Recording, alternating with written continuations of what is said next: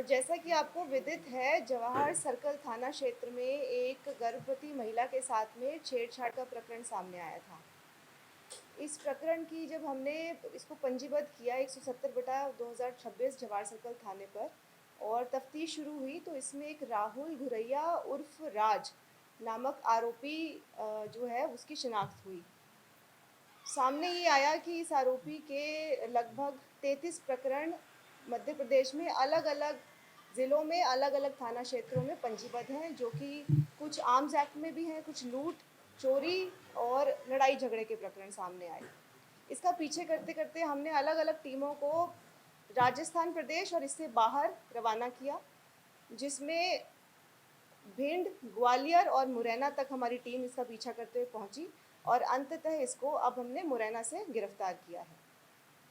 इसी के साथ में इसके दो साथी सिद्धार्थ अग्रवाल और बाबू बराला, जो कि यहाँ पर एक स्पा संचालन में इसके साथ थे और इसको संरक्षण देने में, हालांकि उनको इसकी जो आपराधिक गतिविधि है और उसकी पृष्ठभूमि की पूरी जानकारी थी, जिसके बावजूद भी इन्होंने इसको साथ में इनके काम किया, सहयोग किया और इसको भगाने में भी, फरार करने में भी उनकी भूमिका रही है।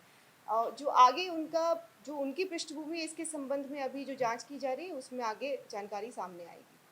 मैम, इन लोगों के इस्पात की भी जानकारी है, ये कितने इस्पात है और 3 लोग जो थे उनके अलग-अलग इस्पात है या एक साथ ही तीनों काम करते थे? इनका जवाहर सर्कल थाना क्षेत्र और सांगानेर थाना क्षेत्र में अलग-अलग स्पा संचालित हैं और यदि इसके अलावा कोई स्पा संचालित है, उसकी सूचना भी आपसे साझा की जाएगी जैसे ही अनुसंधान आगे बढ़ता है। मैम, सूचना ये भी है कि अवैध अभी तक की जानकारी में 33 प्रकरण राजस्थान से बाहर हैं और लगभग 5 प्रकरण यहाँ पर भी इसके दर्ज हैं। वारदात के बाद कितने दिन तक तो जयपुर में रहा, उसके बाद इसको क्या भनक लगी जो ये चला गया और किससे बस से गया, किससे गया ये? जैसा कि सामने ये आया है कि 25 तारीख की घटना है और हमारे पास जब ये घटना की सूचना आई 12 तारीख को इसमें प्रकरण पंजीबद्ध हुआ था। उस दौरान चूंकि मीडिया के विभिन्न पत्रों में और सोशल मीडिया पर ये लगातार वायरल हुआ, इसका जो फुटेज थी उसके बाद में उसकी सूचना मिलते ही वो यहाँ से फरार हो गया और साथ ही उसके जो ये साथी सहयोगी थे, सह आरोपी थे, वो भी यहाँ से फरार हो गए। इनका पीछा करते हुए हमारी जो टीमें थी वो पाली तक गई और उसके बाद में इन्होंने गुजरात का रुख लिया और वहाँ से फिर ये वापस लौटकर ग्वालियर पहुँचे और हमारी टीम इनका लगातार पीछा करते हुए वहाँ पहुँची। वो हमने जब इसको गिरफ्तार करने की कोशिश की और उसने वहाँ से भागने का प्रयास किया, उस दौरान उसको चोट आई है।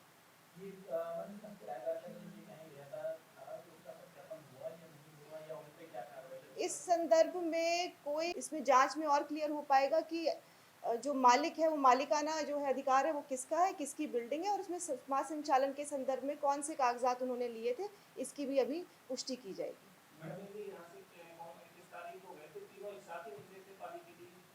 ये अलग अलग गाड़ियों में निकले थे, उस गाड़ी को भी जब्त किया गया है। हाँ, इसमें ये सामने आया है कि बाबू बराला ने किसी से गाड़ी ली थी और यही सहयोग भी, आर्थिक सहयोग बाबू बराला और सिद्धार्थ ने इसे लगातार पहुंचाया है। और भी कोई छेड़छाड़ के मामले सामने? इसके संदर्भ में हमने इसी प्रकार के घटनाक्रम में सांगानेर, बजाज नगर और रामनगरिया में 3 प्रकरण जो है वो पंजीबद्ध हुए हैं। इसी प्रकार के छेड़छाड़ के। ये लगभग एक ही महीने के अंतराल में इसने ये प्रकार की घटनाओं को अंजाम दिया है और आपके माध्यम से अपील है, यदि और भी किसी इलाके में इस प्रकार की कोई घटना इसने कारित की है, चूँकि आपके माध्यम से वापस से समाचार पत्रों में ये प्रकाशित होगा, तो अपील ये रहेगी कि जो हमारी माताएं और बहनें हैं वो सामने आए और इसको रिपोर्ट करें।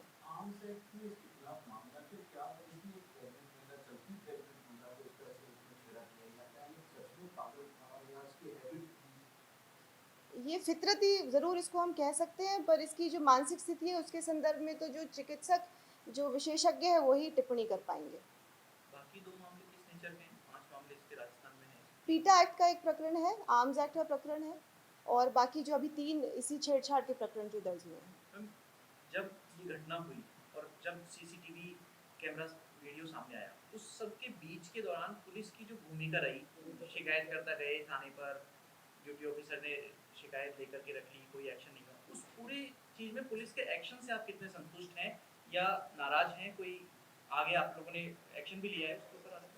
इस संदर्भ में प्रेस नोट जारी किया गया था जो हमने विभागीय कार्रवाई इसमें इनिशिएट की है और हमने 2 हमारे जो कार्मिक हैं उनको सस्पेंड भी किया था। जो निलंबन की कार्रवाई है उसको भी त्वरित रूप से किया गया था। साथ ही इसमें एक जांच भी जारी है जिसमें एसीपी रैंक के जो अधिकारी हैं वो जांच कर रहे हैं किस प्रकार की जो लापरवाही शिथिलता रही और आगामी समय में भी हमारी यही प्रयास हमारा रहेगा कि महिलाओं के संबंध में और अदरवाइज़ भी यदि कोई गंभीर प्रकृति का जो प्रकरण है वो सामने आता है तो हम प्रकरण पंजीबद्ध करें और पुलिस की जो रिस्पॉन्स टाइम है उसको हम इम्प्रूव करें, इसकी हमारी कोशिश रहेगी। मैडम, जो आरोपी के अलावा ये दो जने पकड़े हैं, इनका भी कोई आपराधिक रिकॉर्ड है? इनका भी आपराधिक रिकॉर्ड है, पीटा एक्ट में प्रकरण दर्ज है। मैम, ये जो मकान मालिक के विरुद्ध मामला, इसमें क्या पुलिसकर्मियों के खिलाफ कोई शिकायत दर्ज कराई गई है? इनके इस संदर्भ में मेरे को जानकारी करके ही मैं टिप्पणी कर पाऊंगी। सर, जितने जो 33 केसेस एमपी में दर्ज है, इसका मतलब ये एमपी बेस्ड है।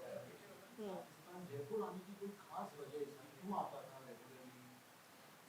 संभवतः जो वहाँ पे ये वांछित अपराधी है तो वहाँ से ठिकाना छोड़कर ये नई जगह इसने तलाशी और इस क्रम में ही ये जयपुर रिलोकेट हुआ होगा, ये संभावना है। इनका जो स्पा सेंटर है उसके ऊपर आप लोगों ने कोई जांच की? कोई उसकी गतिविधियां सारी सामान्य हैं? उसमें भी अनैतिक ये हमारी चूंकि हमने गिरफ्तारी कर ली है, जो ये 3 व्यक्ति जो आरोपी हमने गिरफ्तार किए हैं, इनकी जो इंटेरोगेशन होगी, पूछताछ होगी, उसमें ये सारी बातों का खुलासा कर दिया जाएगा। बीच में ऐसी सूचना आई कि आई इसने थिंक सरेंडर किया है मुरैना में, ऐसा कुछ? ये वहाँ पे वांछित था, वहाँ पे इसने मुरैना में निश्चित रूप से इसने सरेंडर किया और उसके बाद में इसकी गिरफ्तारी जयपुर पुलिस द्वारा की गई।